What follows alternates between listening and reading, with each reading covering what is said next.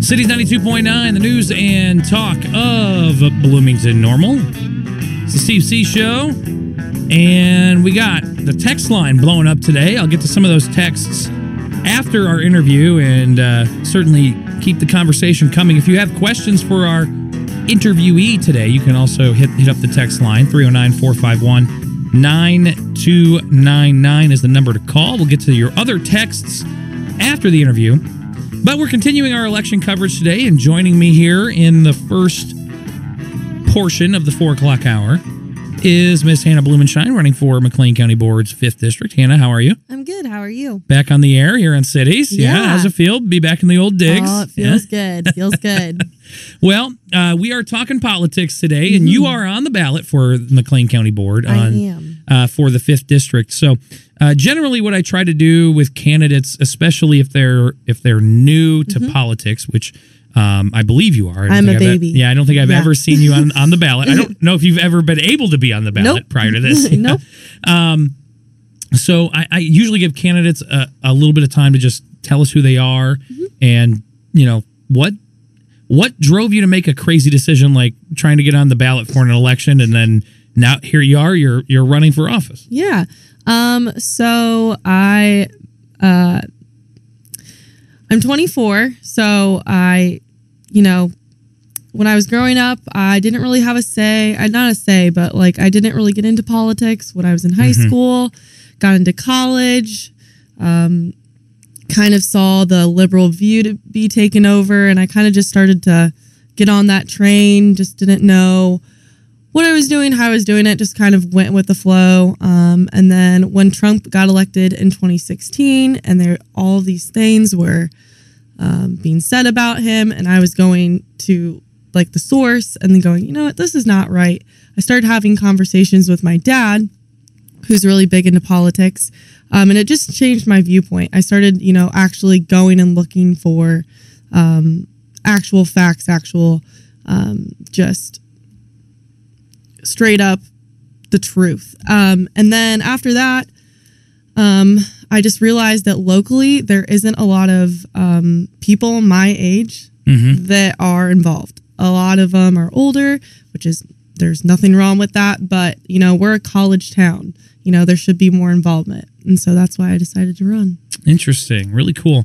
And by the way, I should mention, Hannah is the daughter of David, who has a show on this station. Full transparency. Yep. But hilariously, David's on right before me, and he asked me, "Hey, who's on the show today?" So he didn't help you prep or anything. No, he had no clue. He had no clue you were even going to be on this show today. Yep. So yeah, there certainly isn't any preferential treatment or anything happening here in the show. So Hannah, you said you got involved because you wanted to see kind of more representation from younger folks. Yeah. On the county board specifically, but I think you can make locally, that statement in local government general, across the board. What are some of the issues that you care the most about that you're excited to kind of tackle on the county board? And then I'll talk about some policy things that I've talked with other candidates about too. Yeah. I'm just really, we had something recently talking about defunding the police. I'm really pro-police. I think that, public safety is a huge issue, just like you talked about before the break with the violence going on at high schools. We need that police representation. Public health is a really big issue. We deal with the public health department. I want people to always think before they vote. And there should always be a reason behind why you vote. And I feel like people just vote because other people are voting a certain way.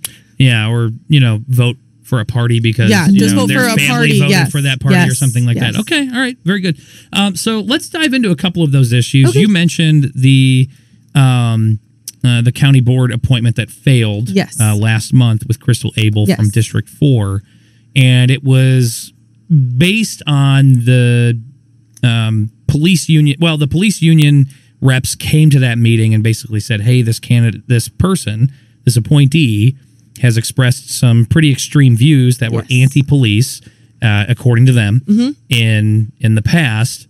And that appointment was voted down by the Republicans on the board at that meeting. Yes. Now, since then, we actually have gotten an appointment for that district, which is great. Yes. I don't know who convinced someone else that they should do it, because the first time around we only had the one applicant. Right.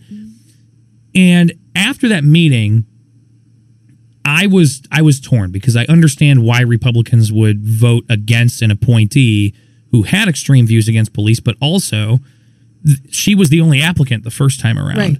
So did you think it was fair for the folks who voted her down to leave District 4 potentially without representation permanently?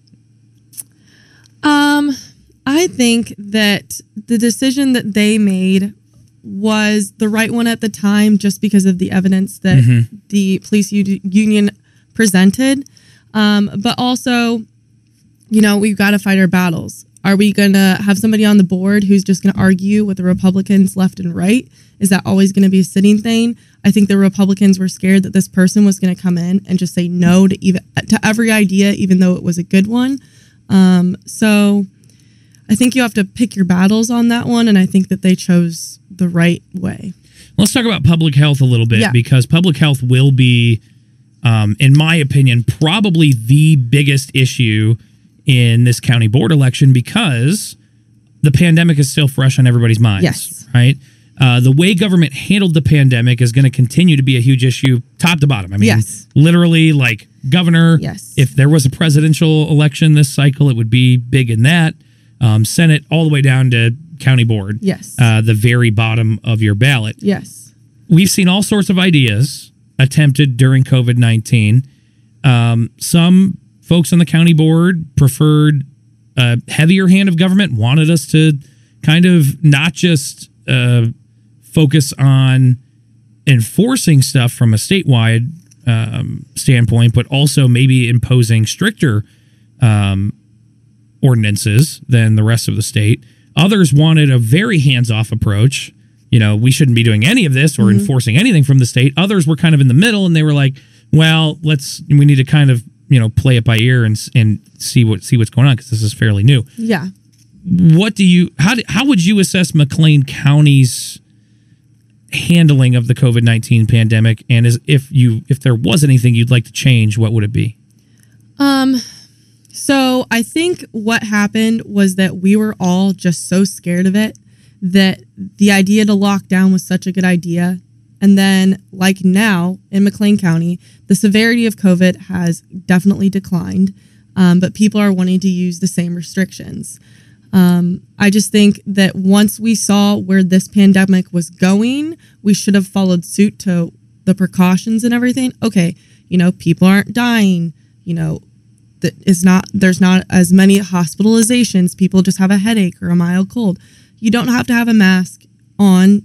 If social distancing is 6 feet apart, okay, that's fine. But, we have to go with the facts. The severity of this now is not severe. So I hope that we continue, just taking it day by day when we get the information, especially from the CDC. But also with that, I think that, like I said, when it was severe, or when we thought it was going to be as severe as we all thought it was going to be, I understood the lockdowns. I didn't understand them when the severity started to decline. At the heart of the issue with the county board and the health department was who is answering to whom. And the multiple county board members were on the record of saying, we make decisions based on what the county health department tells us. So they need to inform our decisions. Meanwhile, you had the health department saying, we make decisions based on guidance from the county board. They're the policymakers. So what should that relationship between the county board and the health department look like? Well, I just don't think it should be pointing fingers, right? Everybody needs to own up. So if, there needs to be direct communication, there needs to be a paper trail. And I think it was, they said this in this meeting, or, they said this in this place. And it shouldn't be that. It should be like, okay, county board, what do you think is going on, or what? And here's our information. This is our opinion on what should go down. or, this is the guidance we're giving you, and the county board go, okay, this is the guidance that has been given by the public health department, and vice versa to the county. The county can have an opinion, but obviously the public health, public health, we need to take advice from them as well. And I think there was just a lot of pointing fingers when it should just be like, okay, what are we going to do? Another issue with I would say it's a public health issue in the county, and this has been an issue since I started covering elections in McLean County. It's the nursing home. This has been a public nursing home administered by the county for years, and it's been a political football for years too. It's been the situation is tried to be fixed with blue ribbon panel 5-6 years ago. There were attempts to try and figure out how it could run at less of a loss and more efficiently, and it just hasn't yet. So the question now becomes, should a public nursing home itself be something that our county continues to fund? Public nursing home at a county level is kind of rare. There aren't too many of them in Illinois. So should this still be a project that McLean County is taking on, or should they seek to maybe sell it to a private developer, or maybe one of the two municipalities could take it over, or the state could run a facility? But it is kind of strange to have a health department run by a county. I think we should look. So I know that the budget's coming out really soon, and I just think that we need to start breaking down on what is important. Is this giving us a loss? Is this, affecting our community? Is it benefiting our community? Can we afford the upkeep of this? And if we can't, yes, we do. We need to look into other options, but we also need to consider, is this, how do I say it? Is this what we, because you're right. There are very few nursing homes in the county, at the county board level, where we make decisions. But it's just all on, does it benefit us? Does it not? Is it a bigger loss? When I get on the board, hopefully, that's what we'll decide. Talking with Hannah Blumenshine. She's running for District 5 on the county board. Hannah, I want to talk a little bit about an issue that doesn't necessarily affect your district too much, but does affect the rural districts in McLean County in particular, and might have a small impact on Bloomington Normal too, from a jobs perspective. But there's been a large expansion of alternative energy in our rural districts in McLean County. I mean, all the time you see more windmills going up. The county board just voted to approve some solar energy land use this past year in the summer. And every single time something like this comes up, there are folks from the surrounding rural communities who come out and say, we don't want windmills, we don't want solar panels, we don't want these things in our backyards. However, the folks who actually purchase that land or are leasing it from a farmer have property rights, right. And they have the opportunity to build as they see fit, as long as the county zoning and land use committee approves of that use. So where should that argument fall? Do you kind of side with the residents who are like, I don't want these things in my backyard, or do you side with the property rights of the folks who own that land? So I think I understand both sides, but where I land is, farmers, it might be their land and they're leasing it out, but, they, as a farmer does, they want to see something grow. And, that energy, not a lot of that energy is going to us, the solar panels, it's going to Chicago. And they're, like you said, they are coming up left and right. So I can understand why it's difficult for farmers to just see these going up, and they're getting money out of it. But I was just going to say, some farmers are really happy. Yeah, some of them are making bank, right? Exactly. But some of them are like, I'm still a farmer. I still have to grow crop, and yeah, I'm taking this because farming's not the best right now. I'm not making as much money, but is this going to overtake, are we going to be surrounded by windmills instead of corn, like as we're always known as, are we going to be the wind belters instead of the corn belters? And I think that's one of the main concerns. Want to talk about an economic issue here. Mm-hmm. It's economic development. We've seen an uptick in the conversation over the last really decade in economic development here in McLean County. We've seen Normal and Bloomington offer different incentives at times. Mm-hmm. We've seen kind of an effort lately for kind of a more regional agreement that would allow Bloomington and Normal to operate kind of in tandem. But the idea of giving incentives to bring businesses to town is certainly not new, but there is more conversation about it. What are your thoughts on incentive packages to businesses to come to McLean County? I'm all about a thriving economy. I really want, the economy to thrive. Small businesses took a big hit during the pandemic. Luckily, we were really blessed with Rivian coming in during that, and they blessed us with about 2,500 jobs, I think it is. And, there was a lot of incentive. You had people from all over, staying at hotels, coming on tour buses, for that. So I think that there's a benefit to incentive packages, but at what cost? So where's the line between, a good incentive package and corporate welfare, like giving tax breaks to businesses just for the sake of it? I think it goes back and forth, because I know that Rivian's tax break they had a 5-year tax break or something like that. It's coming up in this year. We vote on it, the county board. And it's all about, is it going to benefit the county at the end of the day? If it doesn't, why are we giving them a tax break? If this is not going to bring in an influx of jobs, an influx in the real estate market, an influx in the economic standing of McLean County, then we need to start breaking down and looking at each thing instead of making decisions that might not benefit us in the end. It's Hannah Blumenshine. Hannah Blumenshine. She's running for McLean County Board's 5th District. Hannah, stick around through the break. I want to talk a little politics with you about this race. That's coming up on the other end. This is the Steve C. Show. The news and talk of Bloomington Normal Cities 92.9.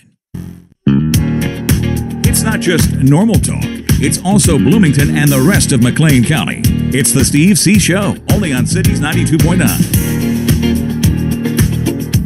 Cities 92.9, the news and talk of Bloomington Normal. Continuing our conversation with McLean County Board District 5 candidate Hannah Blumenshine. Look, we got it out without any trouble that time.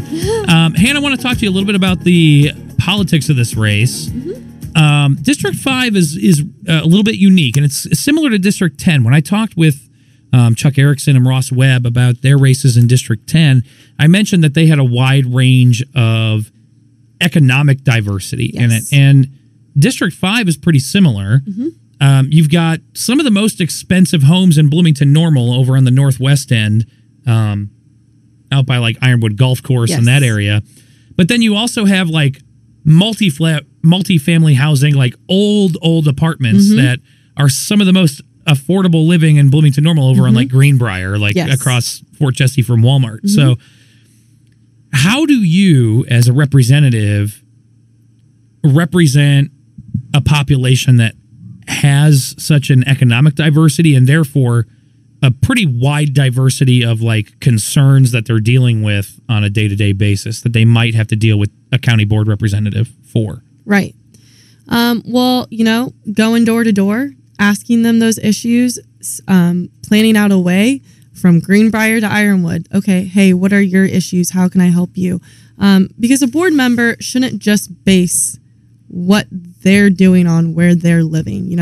I live, and kind of not smack dab in the middle, but pretty close to the middle. Sure. So, that's just, you've got to listen to everybody in your community, not just a certain part. Does the fact that your district has such a wide range of economic means affect the way that you're campaigning at all? This is purely from a politically curious perspective. I don't think so, because one of my big things as as I claim to be conservative, is I don't think that we're any different. Sure. Than the Democrats. We all have the same wants and needs. It's just the plan and the process of getting there. So, I'm running my public safety. Economic prosperity is one of my things on both sides. It might be hard for somebody right now, especially in what we're going through on a certain side of my town to get groceries. It's not as hard on on another side of my district for that person.